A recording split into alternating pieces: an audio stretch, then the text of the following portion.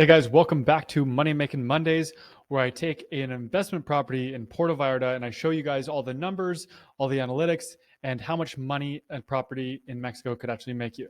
So today we're going to do something a little bit different. We're going to take I think we're going to look at the Canadian special. We are in a different neighborhood today called Fluvial Vallarta. And before we get going, I want to talk to you a little bit about this neighborhood. So we got it here on the map. This whole area right here is Fluvial Vallarta, and it's not far from the water. Here's the main highway running down and the beaches. But the big thing is the development here. So they have built everything rather robustly, big wide roads, big boulevards, grass spaces, and a lot of Western development, a lot of, big department stores. So you see right here, the house is here. Right here, that's Costco. This is La Comera, which is like basically a big fancy, the Italians version of a Safeway. And you got an entire mall right here, the Marco Plaza, that has Walmart and a bunch of other stuff. And then all around here, there's a whole bunch of different department stores. And then in Versailles right here, that's like super trendy area, tons of coffee shops, about a million restaurants, let's be honest. And so one of the biggest things is they've run all of their utilities underground, which if you've ever driven around different areas in Mexico and Puerto Vallarta, you will see the rat's nest and disasters that are the telephone wires, the internet cables, electricity wires. They're all run above ground. So here they're all underground, so you're going to have less outages. And all these big grassy open areas you see where there's lots already basically drawn up. They're ready for development. Just no one's come in and built them yet. Like this whole grass strip here along this main corridor here, Fluvial Vallarta Ave. There's a development going in right here. This is all open. This is all open. It's all going to be developed eventually. But for right now, let's take a look at this property. This is the Canadian special because it's a house with a suite. But the difference is with this one is the suite, instead of being in the basement, because they don't really do basement suites here, too much flooding for that in the rainy seasons. So it's on the roof. So let's see, what do we want to do here first? Show you the area. Let's take a look at, actually, you know what? Let's go look at the video first, because the video does a really good job of showing where everything is. Okay, so there's the house. They've since painted the house since the listing video was made. I don't know if you guys can hear the music or not, but it shows proximity to the area, beach, Costco. You're walking distance to Costco. There's a nice park in here, just down the road. La Comera, which is that big Italian Safeway I talked about. Again, there's the house right there. Marco Plaza, there's banks, Walmart, shopping, everything you could possibly imagine is over there. So this house is I may as well tell you while you're watching the video.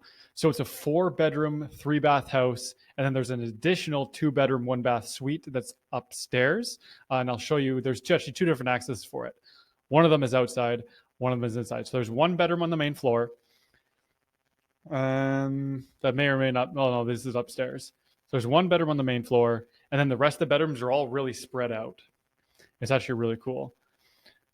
Oh, this master bedroom has the sliding glass doors on either side, so you get a nice cross breeze in. Perfect. Definitely a necessary feature. Swimming pool right outside with a big water features coming off the wall. And this is a big gate there and there. There's actually 2 different parking spaces you can come into.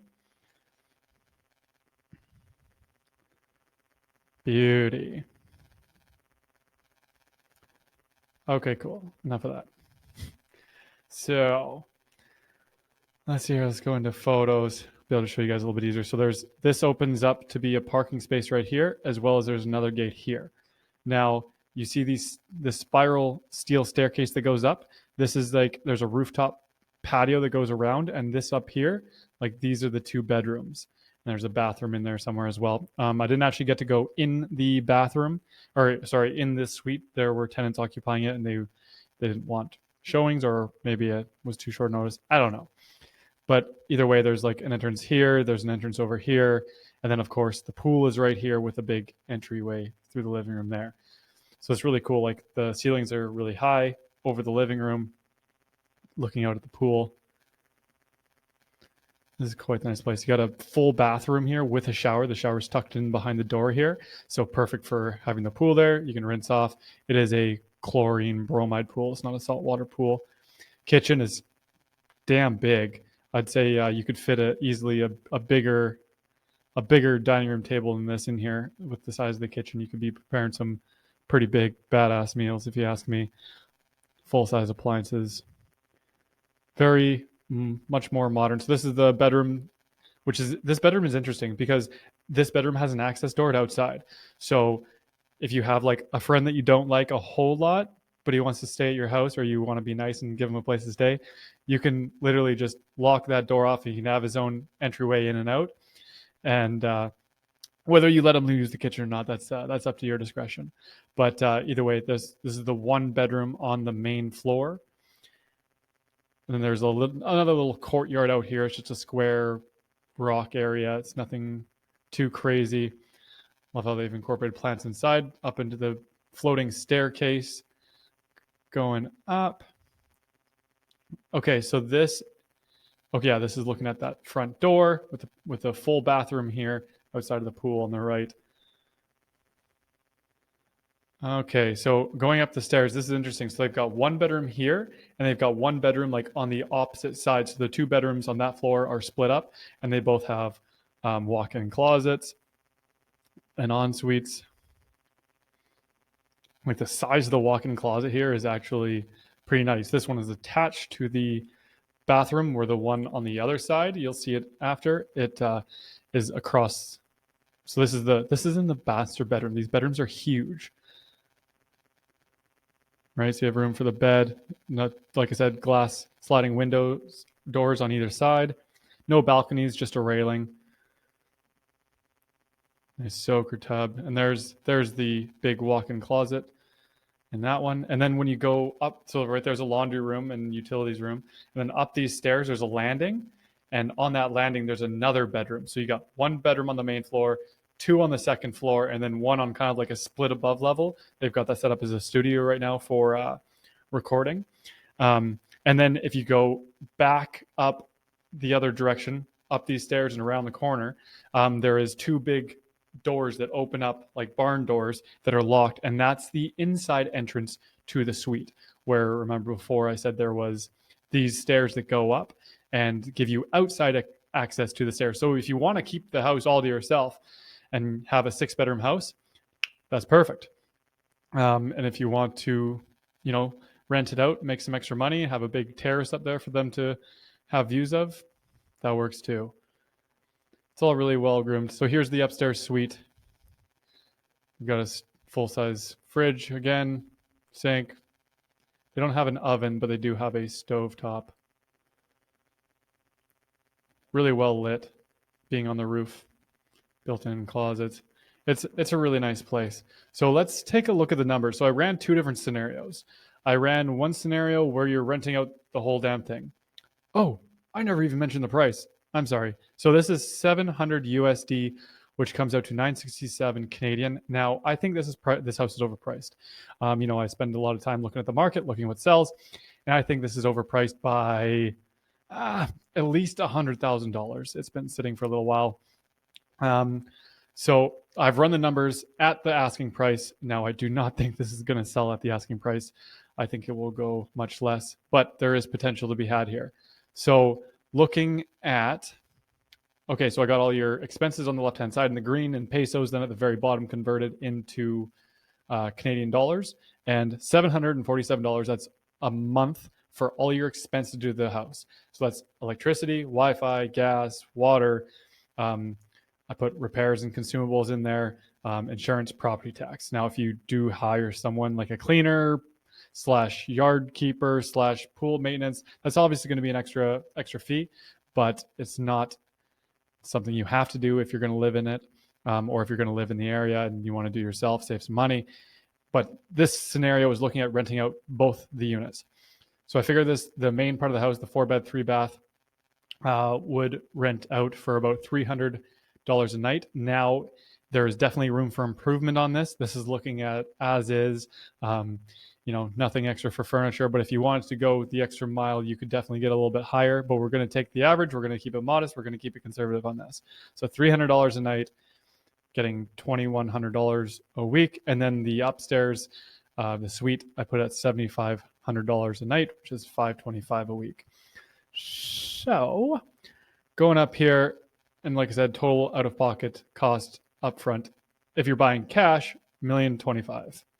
Okay, so your income for the week, or yeah, per week is $2,625, and $2,600. Yeah, we're looking at a 70% occupancy rate, so factoring that off. And by the way, these numbers that I'm using for income are before you add taxes to the, because basically you're going to be paying like a VAT or a withholding tax, but that gets added by Airbnb, and then basically you're just a placeholder for that taxes. Then you have to pay the tax, and also all the Airbnb fees. These are the base rates that I'm using. So when you receive money, you'll actually receive more than this, but you'll actually have to give it right back, like the Airbnb fees, cleaning fees, and the taxes.